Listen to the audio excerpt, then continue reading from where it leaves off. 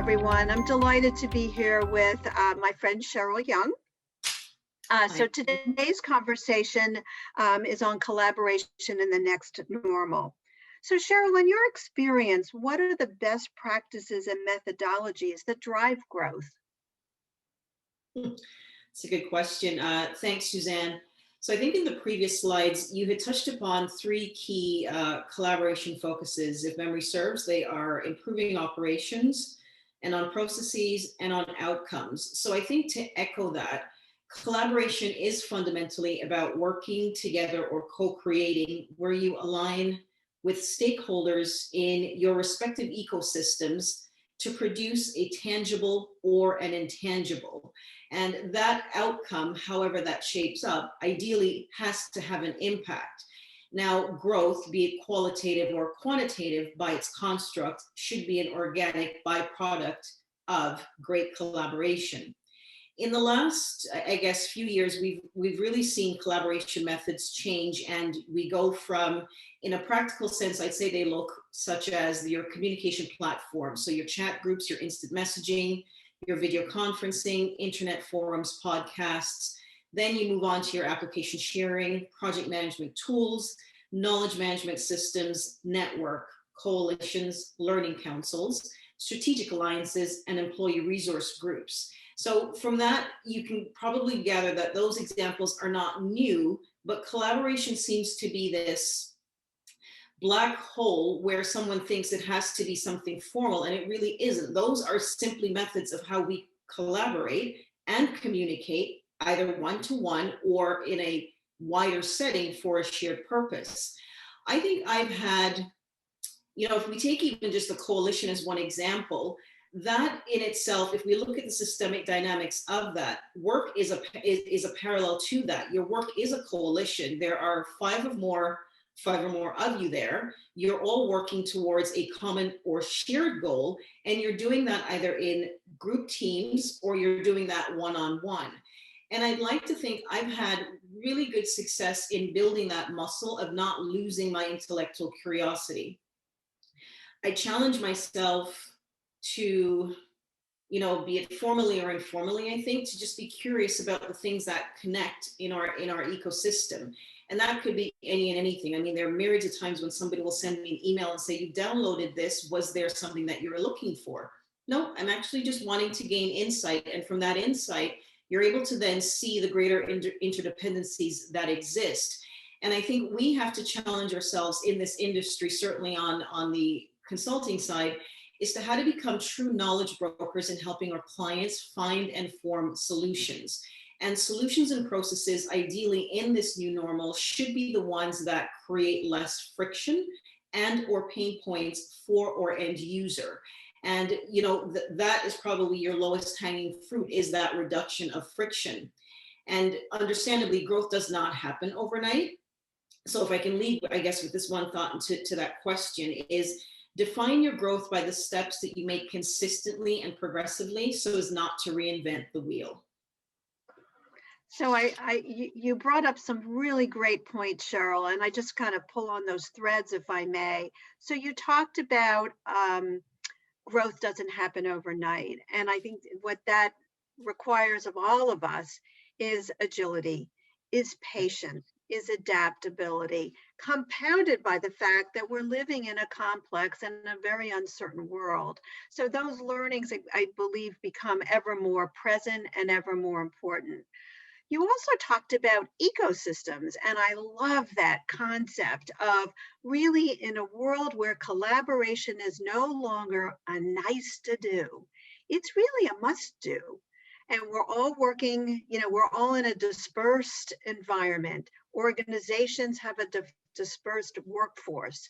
And so when our Eura members or our learners think about how to collaborate, it's finding a way to be a valued contributor to an ecosystem. And that takes, like you said, is exercising that collaborative muscle. So thanks so much for that.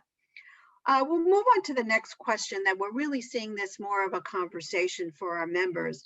Can you share an example where your cohorts, and you mentioned the word earlier, coalesced around a goal? What worked and what didn't work? I stayed quiet. No, I'm joking.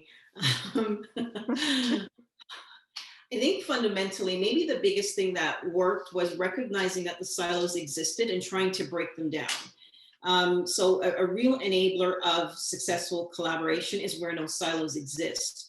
Silos in and of themselves serve to foster that insularity of thought, and it really minimizes, self or that greater cohort creativity. But it's hard to recognize. It's not hard to recognize, but you will notice when they exist. So it's trying to find that way to say, okay, we need to go back. So it's to that wider conversation about the ecosystem. It exists and it needs to be seamless. So it's that omni-channel approach where you want everything to have that integrative feel and atmosphere. That's what we need to do in our way of work, I guess. So I think and another point, weirdly enough, is successful collaboration, I think I'd like to say, worked for me when there was a space of psychological safety. So it's what makes this group safe to work. And I think as you start to find ways to work with teams differently, even in a virtual or distributed setting, you have to reset that psychological safety. Why are we all here? What is our shared purpose? What are we passionate about? What are we equally dispassionate about? Because I think those are things that you need to level set so that you have a greater understanding of where synergies may lie or where they may not lie while you're working on this form of collaboration, be it an informal or informal approach. But I think what, is equally as important, I think what works for great collaboration is holding each other accountable. And we don't do that often enough. And it's not to say that you're calling someone out, but the reality of it is, especially in a distributed environment, more so is the pace at which we're having to learn and the speed with which we're having to, as you say earlier, be agile. It requires that level of accountability, regardless of the level that you are participating in this cohort session that you're working on. But to be fair, it's what tends to happen historically is there's a sense of cumulative fatigue, I guess, that occurs where the same team loses steam or they lose traction, for lack of a better phrase, but we get stagnant. And sometimes that can occur when you've got hierarchies within that same collaborative team. So, and a bottleneck tends to occur. So if I were to say some things that did not work, it was you go into a collaborative event understanding that you're ideally equally at the same stage of what you want to solve for. But given the decision matrices that may exist innately in that construct, you find that there's hierarchy within that team, and then you end up having bottlenecks. So it's how do you get rid of that? So it's, again, recognizing that silos themselves exist within that same collaborative team. It's how do you break those down so that you're having that safe space to really do great work without limitations of yourself. One of the things that I remembered in an event a couple of years ago, someone, she was sharing a story, but it resonated well, and I'd like to share it here if I can. She said, think about that person that you've never spoken to, never invited to your lunch table when we had a lunch table, or that you sat with. Those are fundamentally the individuals in this new normal that need to be part of your collaborative teams. And oftentimes, we don't design them that way. We tend to go with what is safe and probably select those with great expertise or those who've been here long enough because that's what seems to work. But sometimes I think we need to, especially when we're solving, the end goal is to solve for the needs of the client, we have to get better at challenging our own assumptions of what clients are looking for, especially in this new environment. And I think the ways to collaborate on that is to engage clients a lot more and the workforce at large as part of the design and supply chain innovation reset.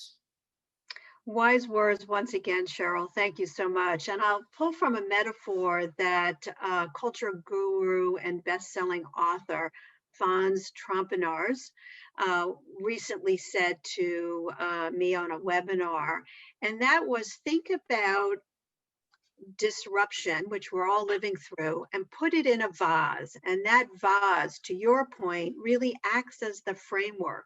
Within the vase is the liquid, and that liquid is what can produce the flowers, and that's the innovation. So to your point, and I just want to underscore that, Sheryl, is again, in collaboration, is you need to set the framework so that everyone, they don't have to think the same way. As a matter of fact, we don't want people to think the same way. There needs to be some type of framework as to what the collaborative objective is. And that's where, by creating that safe space, to your point, Sheryl, that's where creativity and innovation can occur. Agreed. I haven't thought about that vase, but that's a good one actually, because a lot can come out of that. Yeah. Wonderful. Love those metaphors. So I'll thank Fonz for that. So if you can reflect on shared purpose and how can global mobility impact social change? That's a tall order. But it's likely part of that webinar that you're referring to, but certainly in the context of this conversation, social change is just about how we interact as human beings. And I think we've all seen that, a significant disruption in that. And,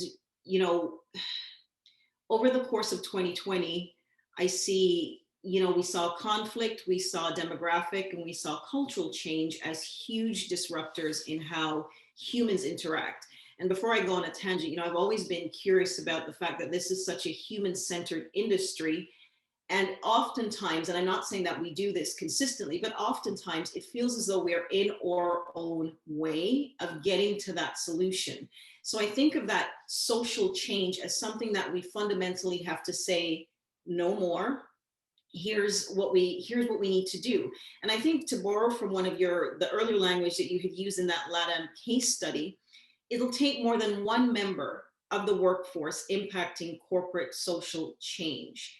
It's going to require, again, that collaborative effort. So, in this construct of that collaborative reset, the consumers of employers theory continues to hold true here, because we saw activism on a global scale that drove consumer choices. It drove employer brands under the spotlight, and it really made clear, I think, how this new generation, and I think we're all part of this new generation, regardless of age, are asking the work that they have to demand as a standard. So they're saying fundamentally now, this is what I'm expecting from you as an organization.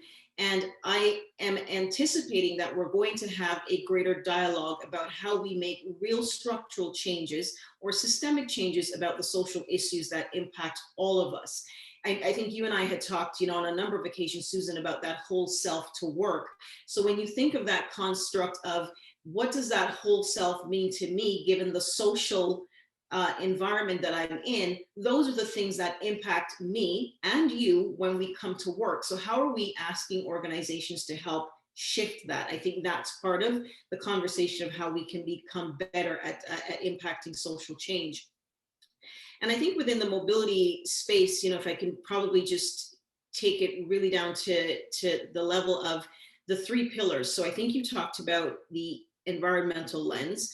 And, just to level set, that one assesses, for the most part, the impact on the planet.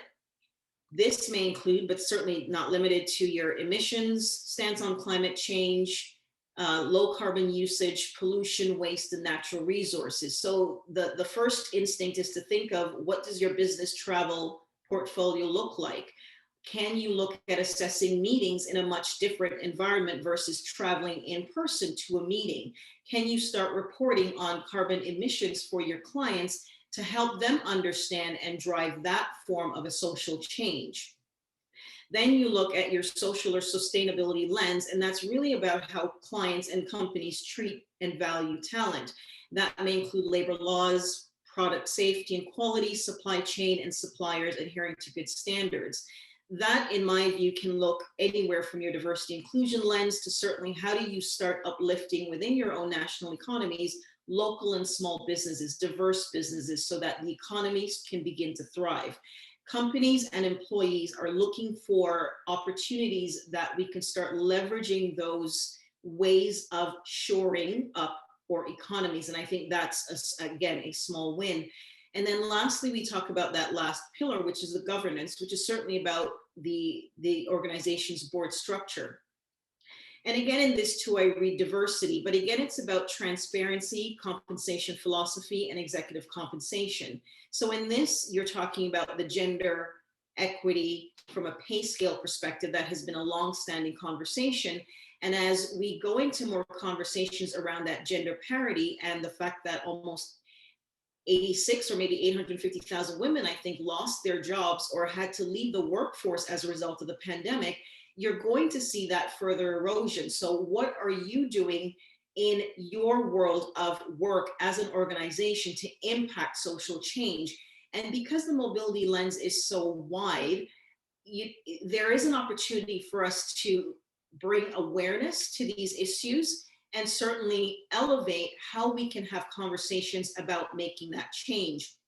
So again, I think it really starts with reporting on these initiatives in the industry, certainly leveraging partnerships with smaller third-party partners, small businesses, more diverse businesses and client groups. And I think if we're doing this to some degree, we can become better advocates for to influence change. Well, Sheryl, what a wonderful summary. And all I can add at this point is that we as individuals, as workforce mobility professionals, we as leaders in our organization have a responsibility to our industry, to our clients, to our customers, and to our community and to our world to leverage social impact, environmental impact, racial equity, as well as, and we will talk in a later discussion, that has an opportunity, that provides not only opportunity, but provides accountability and a responsibility to impact change within our organization and with our world, as well as it providing being a business imperative. So again, I cannot thank you enough, Sheryl, for the wonderful conversation. Thank you.